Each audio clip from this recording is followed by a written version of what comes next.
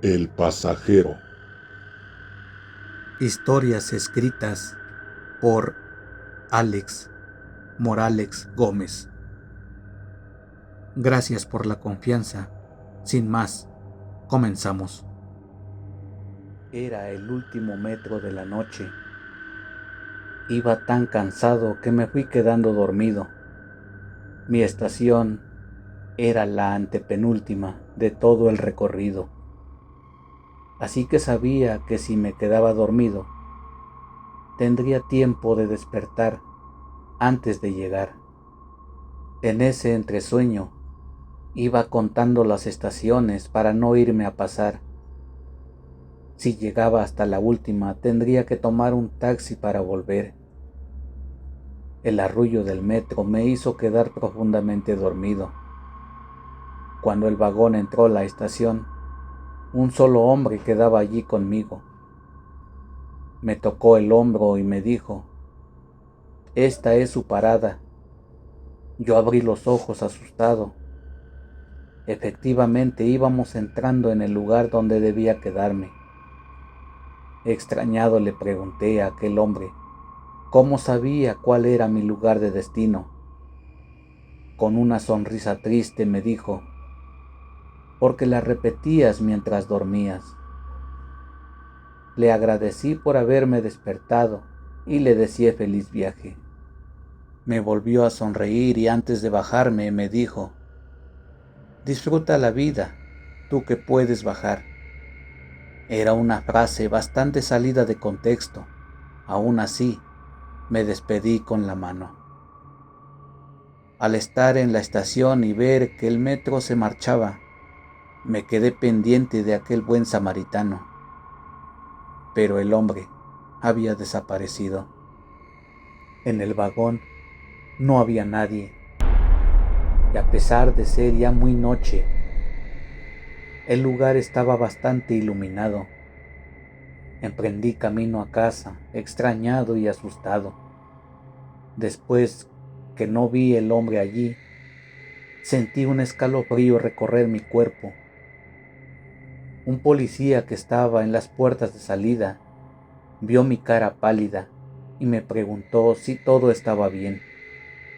Le conté lo que acababa de vivir. Él sonriente me dijo que ese es el eterno pasajero. Fue un hombre que murió en ese vagón cuando llegó a la última estación. El policía de turno lo encontró muerto. Un paro cardíaco. Nadie se percató de su muerte. Los demás pasajeros pensaron que dormía. Desde entonces, las personas dicen haberlo visto en ese vagón. Muchos no saben que es un fantasma y lo aceptan como un pasajero más. Esta explicación, que para el policía parecía muy lógica, para mí era lo contrario. Me aterró más. Desde ese día intentaba subirme en los primeros vagones para no coincidir con el fantasma de aquel hombre. Pero cuando pasaba frente a mí, podía verlo sentado en la misma silla de aquella noche. Era verdad, iba en ese mismo asiento todas las noches, y según eso, por toda la eternidad. Después de este suceso, seguí indagando del tema. Una compañera de trabajo asegura que una noche ese fantasma la salvó de ser robada por dos chicos. Al menos, eso pensó ella al verse sola en el vagón.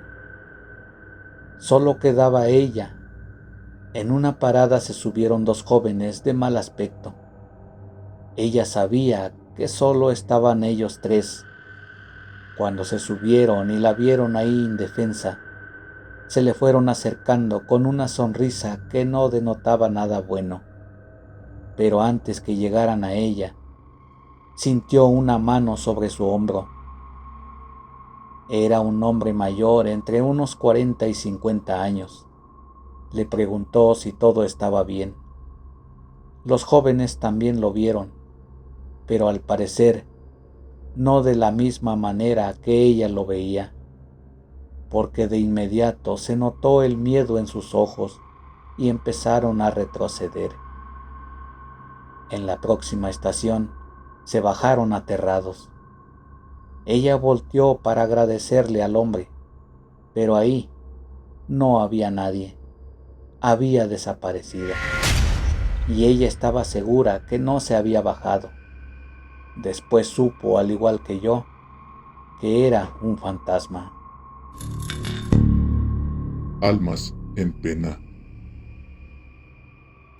Creo que a muchos nos ha pasado que al pasar por un parque infantil vemos alguno de los juegos moverse solos.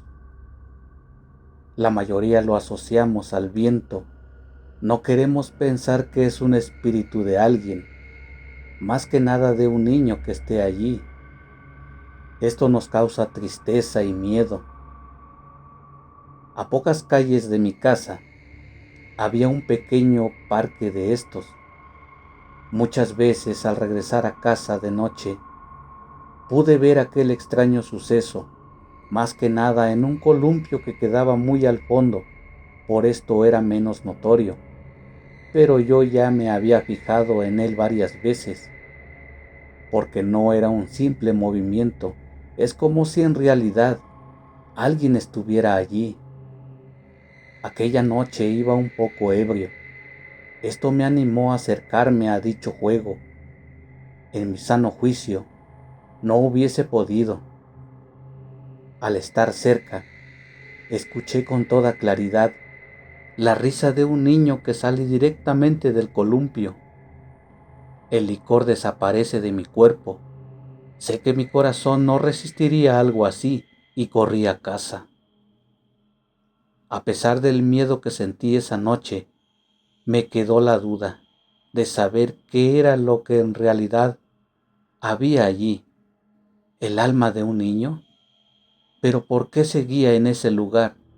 A la noche siguiente volví. Como dije antes, sentía miedo, pero tenía mucha curiosidad. Me acerqué al juego que la noche anterior se había movido. Así sin más empezó a mecerse y a escuchar con toda claridad la risa de un niño.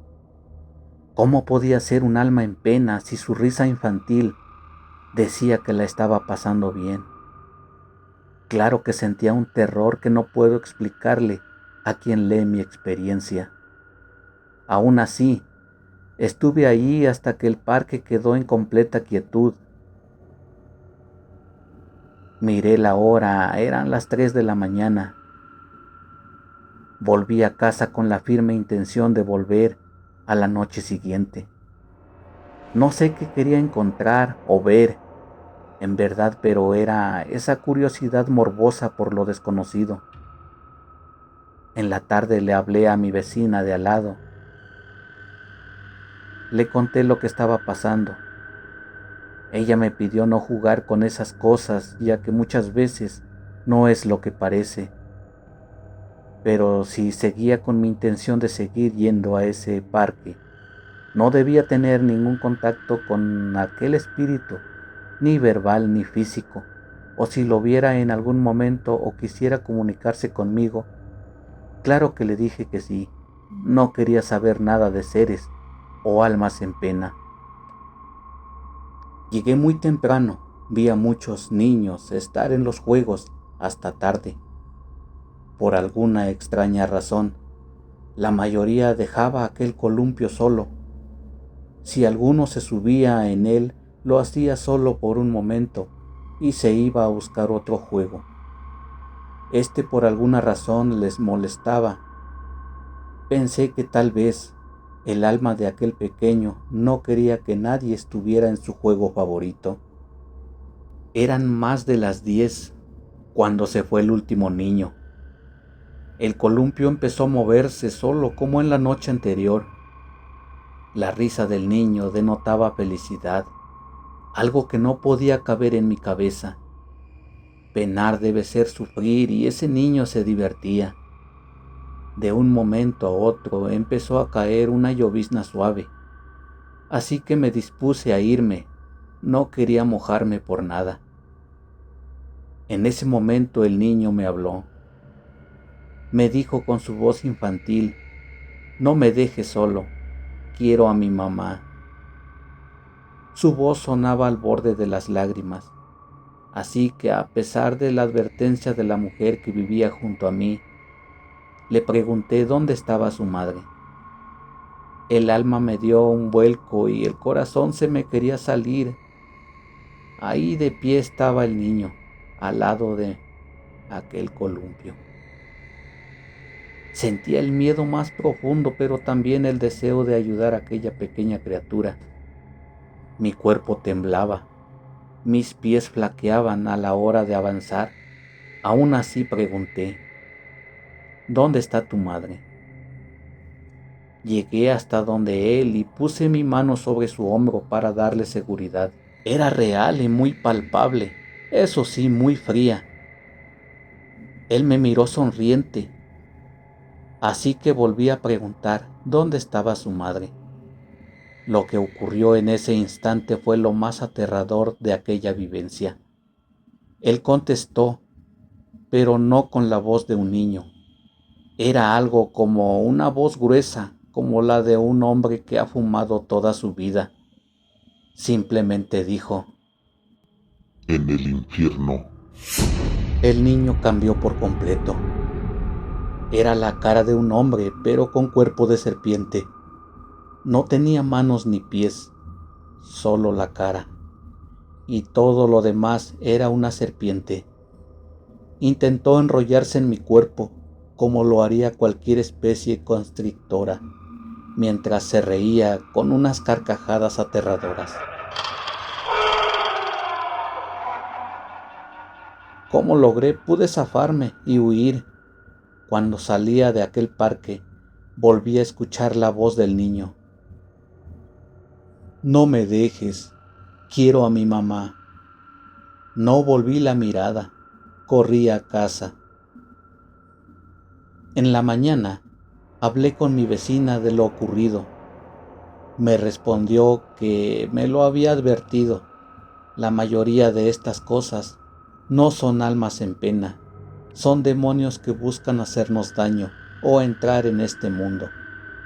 Me recomendó no volver allí, ya que yo tengo un don para verlos y escucharlos, pero también para darles un pase al mundo de los vivos. Seguí viviendo allí y varias veces paso por el lado de aquel parque y veo cómo el mismo columpio se mece solo, donde otros niños no quieren estar. Pero ya sé que no es el alma de un niño, es algo malvado.